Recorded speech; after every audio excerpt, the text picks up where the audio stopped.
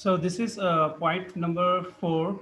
They decide your teacher will give you a topic, and that topic will be given to 4 students, and all will give individually.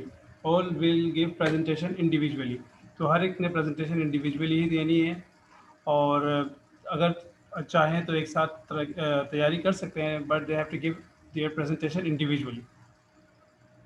Point number 5, if you do decide on the specific area that you will present. अब ये अगर आपको teacher topic देता है या अगर आपको choose करते हैं, तो ज़ाहिर है आपके केस में टीचर आपको टॉपिक देगा, तो आपको जो टॉपिक दिया है तो आपने उस पे अपना फोकस रखना है.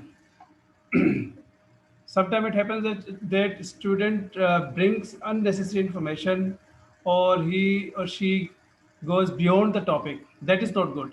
Whatever topic you have to bring relevant information. You have to bring to the point. You have to speak to the point. This is very important. Remember, in 5 minutes, it will not be possible for you to tell each and everything. But here, you have to be very selective. So the more you study, the better you can find things. जितनी आपकी study अच्छी होगी, उतनी बेहतरीन तरीके से आप information find out कर सकेंगे. Number 6,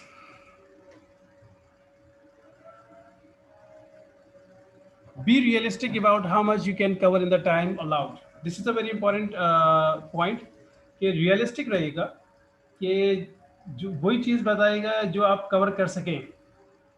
ज़्यादा बोलने के बाद उसको कवर ना कर पाए, ये भी एक गलत बात हो जाती है. So be realistic. Whatever you can cover in the time that you've been given, or that is allowed, that you are for which you are allowed, so you should try your best to speak as much as you can cover in that particular time, and be realistic. इधर उधर की बात मत कीजिएगा, फजूल बात मत कीजिएगा. Speak to the point. So if you have any problem regarding this point, you can also ask me later on, if you have any problem right now. Collect your ideas and gather more information if you need to. So I've already told you about how to make presentation. Whatever you do, remember, planning is important. Without plan, or without doing planning, no one can do, or no one can prepare things in a proper manner. Whether you write an essay, or you write any simple article, or you speak on any topic, whether it is a solo speech or whatever speech it is. Even if you talk about presentation, you need to plan your presentation, or you need to plan whatever you speak. So here your planning is also important. First, you have to plan how to start, what to say in the middle, and how to end, and how to be ready for the question answer session, which you can have after the presentation. Your teacher may ask you a few questions in order to know whether you know these things, or you are telling from somewhere else. Normally students को देखा feel किया गया कि वो सामने कुछ रख के बोल रहे होते हैं, जरा सा स्लाइड आगे पीछे करो तो वो उसी चीज़ को कंटिन्यू किए हुए होते हैं. तो इसका मतलब है कि सामने उन्होंने जो कुछ रखा हुआ है उसी को रीड कर रहे हैं. तो reading is not presentation at all. तो kindly collect your ideas and gather more information if you need to. जो अगर आपको ज़रूरत है तो मजीद इन्फॉर्मेशन को भी आप कलेक्ट कर सकते हैं. नाउ वो तो था जो अभी आपको मैंने चीज़ें बताई. दो things were about how to prepare, how what should be your planning. Now you have to execute your planning. अब आपने क्या करना हो, तो आपने प्लान आउट किया कि आप कैसे इसको हमने स्टार्ट करना है. Now you have to execute your planning, that is called writing your presentation. अब आपने अपनी प्रेजेंटेशन को राइट करनी है. So what to do when you're writing your presentation? Of course, as I told you that in your case right now, you have to give multimedia presentation. You have to give presentation through Zoom, online presentation. ठीक है, एक तो होती है class के अंदर presentation, तो वो प्रेजेंटेशन अभी हम नहीं कह रहे हैं. उस पर स्टूडेंट्स के पास चॉइस होती है कि वो पावर पॉइंट प्रेजेंटेशन में बना कर ले आए और उसको क्लास में प्रोजेक्टर्स वगैरह के ज़रिए दी जाए. और स्टूडेंट्स चार्ट वगैरह पे भी अपनी प्रेजेंटेशन बना के ला कर दे सकते हैं. वो क्लास के रूम के अंदर तक की बात होती है। But when you talk about online presentation, जब हम बात करते हैं ऑनलाइन प्रेजेंटेशन की, तो definitely our things are different, our medium is different. अब यहाँ पर आप जो है ऑनलाइन प्रेजेंटेशन देंगे, इसके लिए आपके पास नेट का होना ज़रूरी है, लैपटॉप का होना आपके पास है, कंप्यूटर का होना ज़रूरी है, ठीक है। और उस पर जूम के ज़रिए आपने प्रेजेंटेशन देनी होगी, और कोई इसका दूसरा रास्ता नहीं है। तो स्लाइड्स बनानी होगी, कम से कम स्लाइड्स 8 से 10 होनी चाहिए। एक फर्स्ट स्लाइड आपकी इंट्रोडक्शन वाली होनी चाहिए, जिसमें आपने अपना तारुफ करवाना है। तारुफ से मुराद ये कि आप अपनी यूनिवर्सिटी का नाम लिखेंगे, फिर उसके बाद डिपार्टमेंट का बताएंगे, किस डिपार्टमेंट से आप बिलोंग करते हैं, सब्जेक्ट अपना बताएंगे, फिर बताएंगे कि आप जो है आप किस टीचर के पास ये सबमिट करवाएंगे, अपना नाम बताएंगे, ठीक है। इस तरह से ये चीज़ें आपने फर्स्ट पेज पर लिखनी होंगी और ये टाइप करनी होंगी इन अ प्रॉपर मैनर। अपने टॉपिक का नाम लिखना, मेंशन करना होगा। So these things will be done on the first page. जो फर्स्ट पेज है उस पर आपने ये सब कुछ करनी होगी, फर्स्ट स्लाइड पर, sorry, on the first slide you have to do all these things.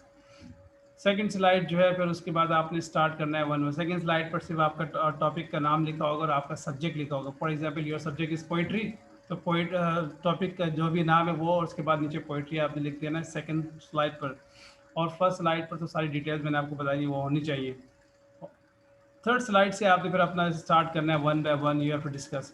Third third जो स्लाइड है उससे आप फिर शुरुआत कीजिएगा। सेकंड स्लाइड समझ एक तरह से इंट्रोडक्शन ही होगी कि आपका टॉपिक क्या है, आपका सब्जेक्ट क्या है, टॉपिक क्या है, और डेफिनेटली आप अपना तारुफ करवाएंगे। तो ये आपके पास फर्स्ट 2 स्लाइड्स में हो जाएगा। उसके बाद बाकी जो 3, third, fourth, fifth, six, seven, eight जो भी स्लाइड्स हैं, आखिर को लास्ट वन को छोड़ के वो सब आपके पास बॉडी में आ जाएगी। बॉडी से मुराद डिटेल्स वगैरह आपने उसमें बतानी होंगी। और फिर जो लास्ट स्लाइड होगी उसमें आपने कंक्लूजन करना होगा। और कंक्लूजन में जो है आपने जो भी आपने बॉडी में डिटेल्स दी उन्हीं को समराइज करना होता है। Conclusion is a summary of whatever we say in the details. तो कंक्लूजन में बाद लोगों को देखा गया कि वो बहुत ज़्यादा डिटेल्स में, वो कंक्लूजन में भी जाकर डिटेल्स को बयान कर रहे होते हैं। This is not a right way. So make notes on you, on what you want to include. तो आप चाहें तो अपने नोट्स भी बना सकते हैं, ठीक है। नोट्स बनाने में कोई हर्ज नहीं है, लेकिन अगर आप कहीं से आप डायरेक्ट डायरी में लिख लें या अपने स्लाइड्स जो है उसको वर्डी कर लें, तो these things are wrong. Slides में सिर्फ पॉइंट्स लिखिएगा, बाकी उनको एक्सप्लेन आपने अपने अल्फाजों में करना है। ये बार बार मैं बता चुका हूँ पहले भी। So make notes on what you want to include. Think about what you must tell the audience, what you should tell them, and what you would like to tell them if you have time. A very good point which you have to keep in your mind कि इस बारे में सोचें कि आपने क्या अपने audience को बताना है और क्या आपको बताना चाहिए, और आप क्या बताना चाहते हैं। अगर आपके पास मज़ीद टाइम हो, अगर टाइम हो तो आप ये ना हो कि आप उस वक्त सोचने लग जाएं कि यार मैं क्या मज़ीद बताऊं।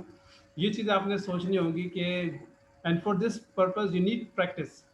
The more you practice the better you can do things in a proper manner. ये आप थोड़ा सोचिएगा कि प्रायोरिटी बेसिस में आपने पहले क्या बताना है, फिर उसके बाद क्या बताना है, और फिर उसके बाद अगर टाइम हो तो आपने क्या बताना है, नहीं हो तो फिर आपने इसको स्किप कर जाना है। Is that clear to all of you?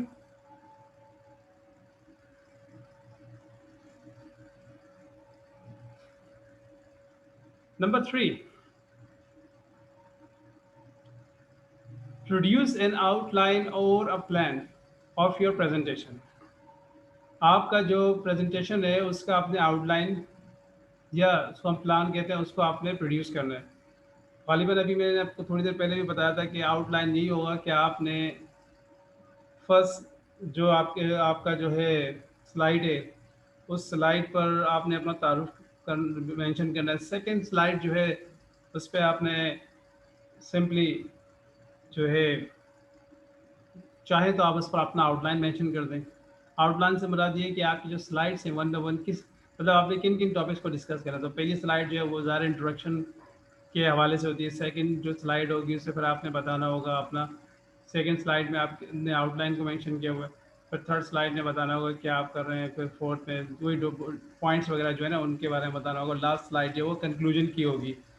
तो इस तरह से आपने अपना एक आउटलाइन तैयार करना है। याद रखिए ये आउटलाइन बेसिकली ये स्ट्रक्चर होता है जो कि 3 चीज़ों पर मुश्तमिल होता है। Number 1 introduction, number 2 body, number 3 conclusion. तो इंट्रोडक्शन एक ही पैराग्राफ एक ही स्लाइड पर मुश्तमिल होगा, कंक्लूजन भी एक ही स्लाइड पर मुश्तमिल नॉर्मली होते हैं, बट यू नो अगर ज़रूरत पड़े तो एक से ज़्यादा स्लाइड पर भी हो सकते हैं introduction conclusion, but normally we have 1 slide for introduction and 1 slide for conclusion. And body covers as many slides as possible. Body के लिए 4 5 6 7 स्लाइड्स भी आप रख सकते हैं, ठीक है। तो इस तरह से आपने मतलब करना हो। अगर आप चाहें तो इंट्रोडक्शन में दो, जैसे मैंने आपसे कहा ना, फर्स्ट पेज जो है उसमें आपने डिटेल लिखनी, सेकंड पेज में अपने आउटलाइन, तो वो 2 स्लाइड्स भी आपके इंट्रोडक्शन में शामिल हो सकते हैं। So outline is very important so that you understand or you know what to speak and how to speak.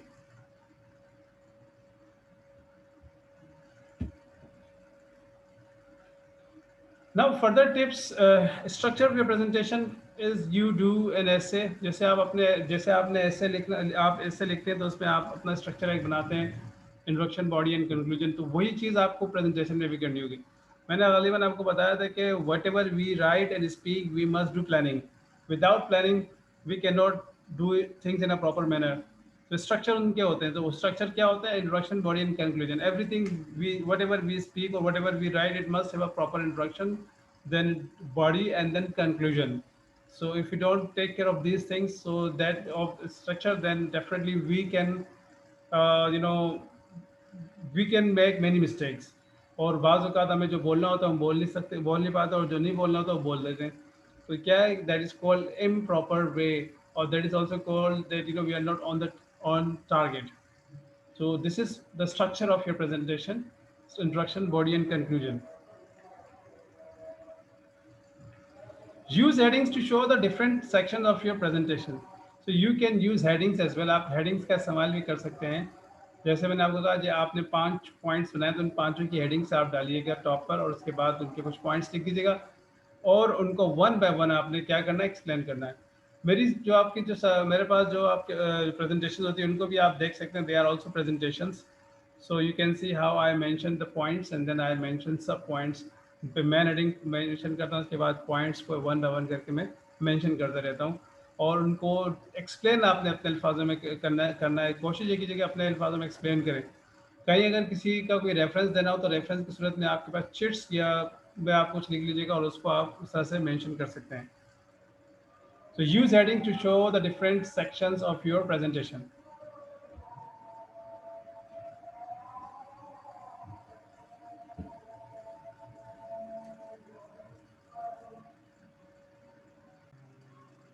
Okay, so use headings to show the different sections of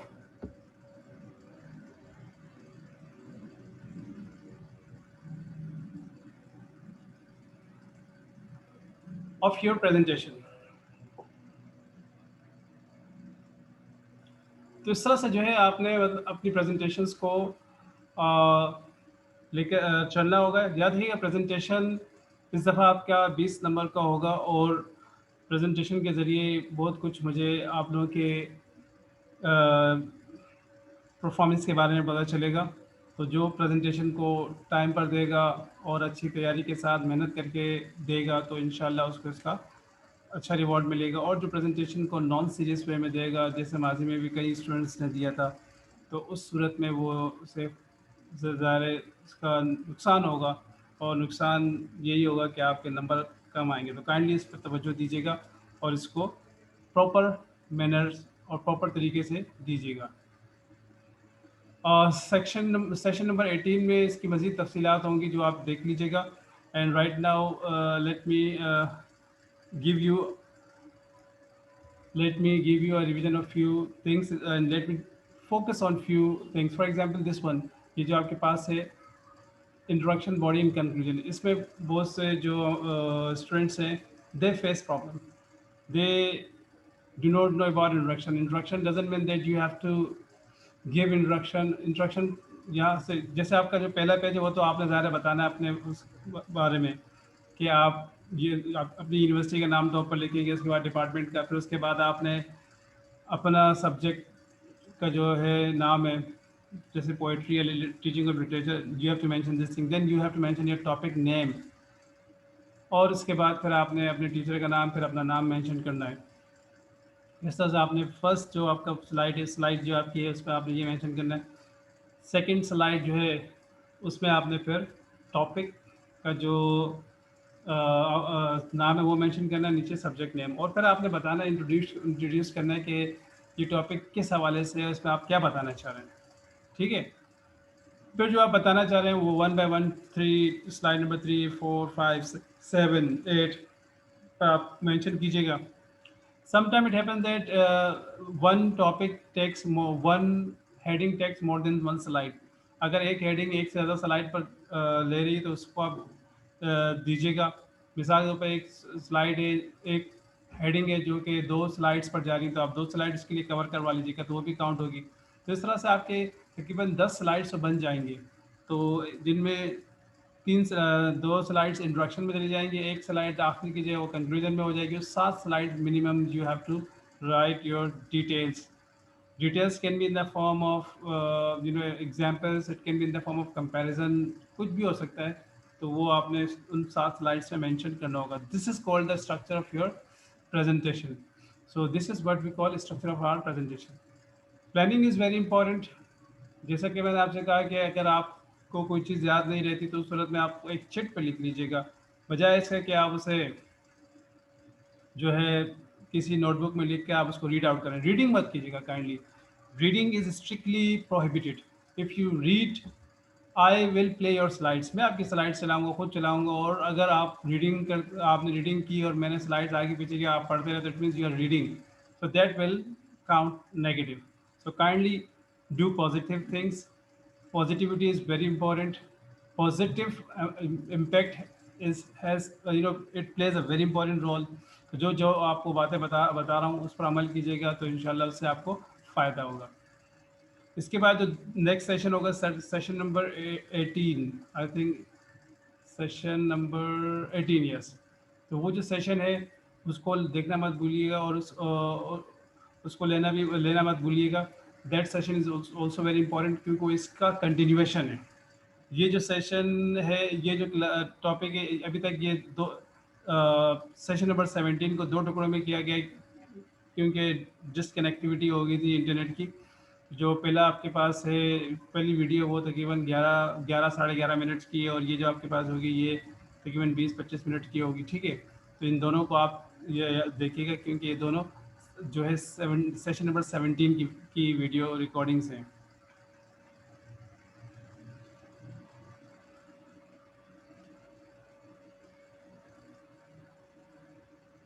ये जो शुरू किया आपको मैंने 7 पॉइंट्स बताए थे, इनमें भी अगर किसी को कोई प्रॉब्लम हो तो मुझसे पूछ सकते हैं। These are also very important points.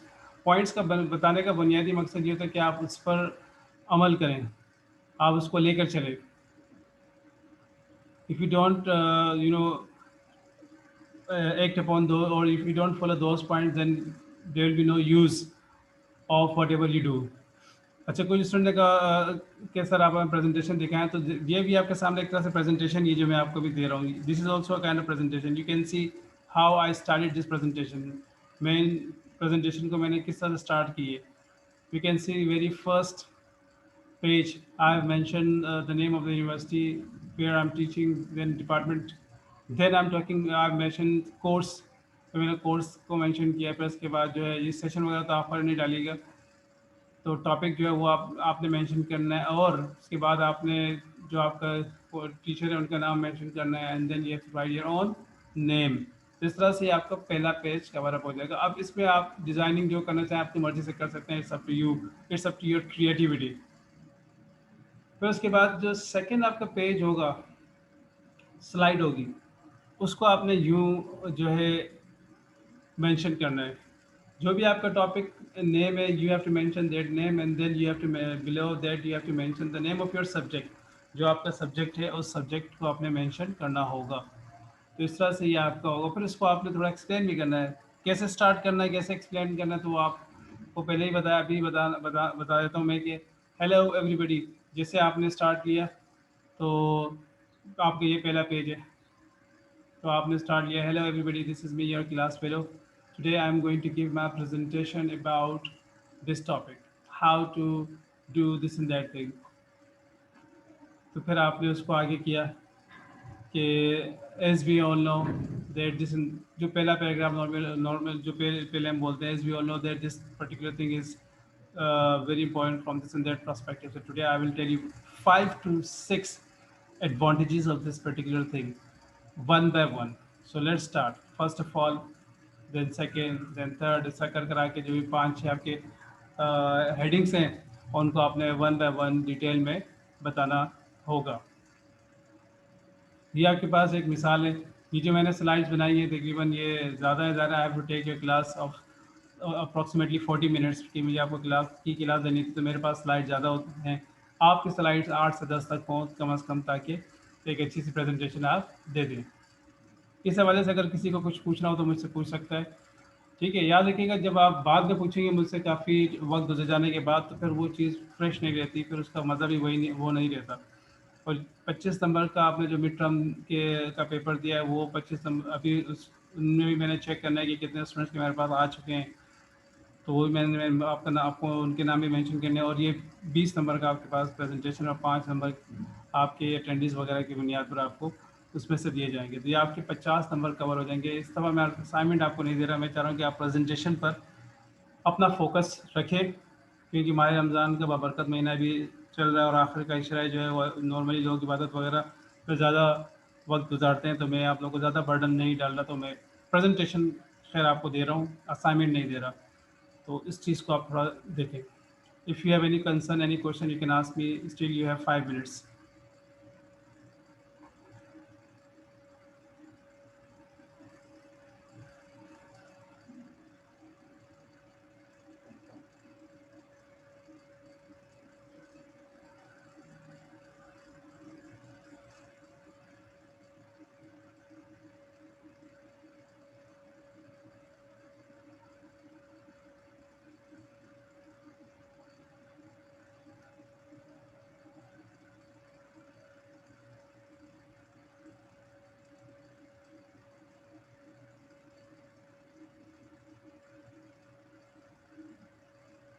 Think about the audience, इसका भी ख़ास ख्याल रखिएगा। ऑडियंस आपकी जो होगी वो आपका टीचर होगा, और आपका जो है आपके क्लास फेलोज होंगे, they will be also your audience, because they will also listen to you.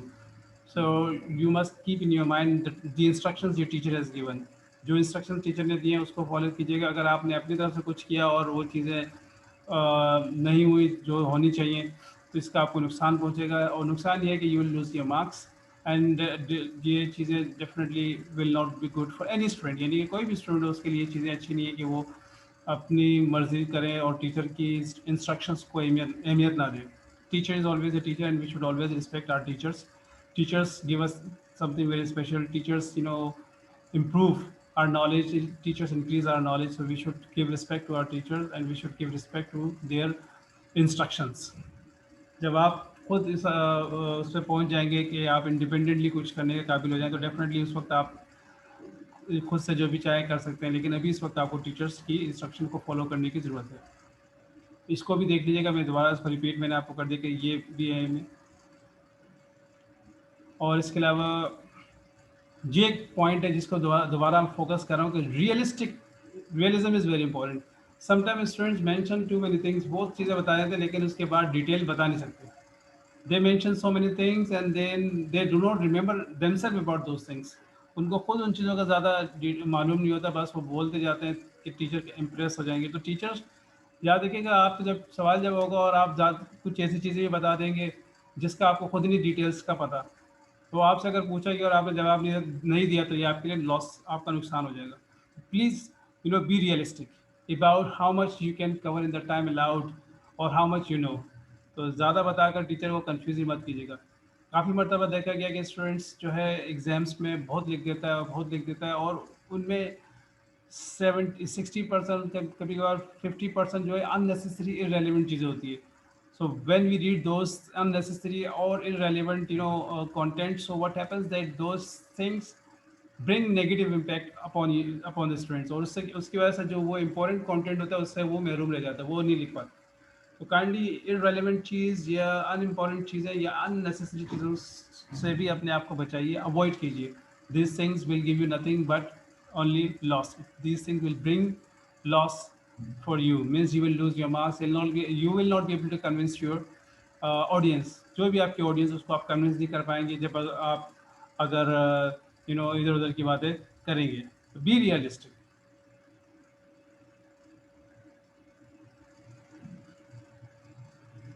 Ideas के बारे में मैंने आपको बताया था कि you will be given the topics जो भी आपको मिले. तो ये आपको मैं दोबारा ये भी पॉइंट रिपीट करने वाला पॉइंट है कि study is very important. Do not go for shortcut के चक्कर में बहुत से स्टूडेंट जो है वो अपनी प्रेजेंटेशन ख़राब कर बैठते हैं. So do not go for shortcut. Collect your ideas and gather more information if you need.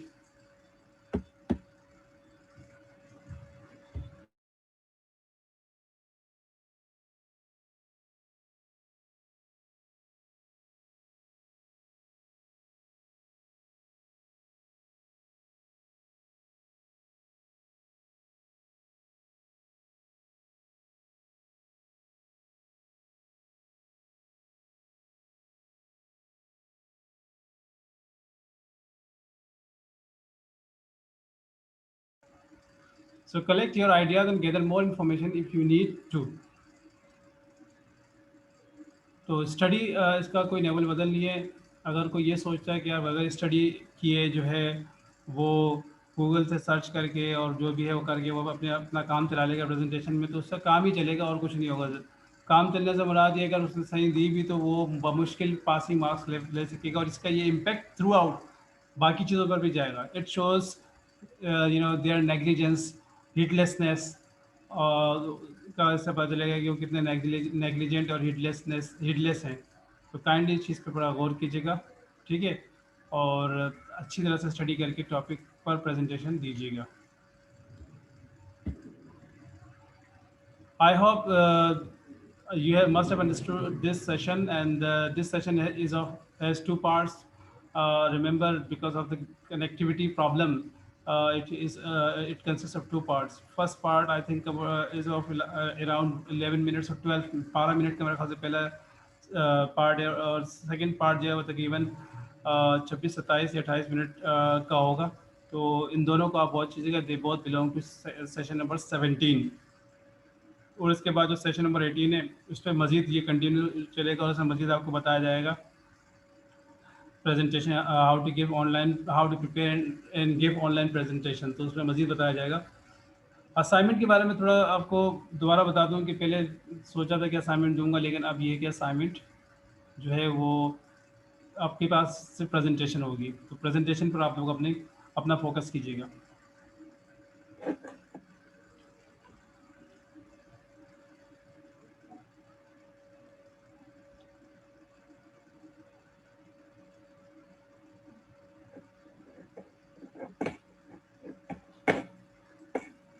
So see you in session number 18. Allah Hafiz.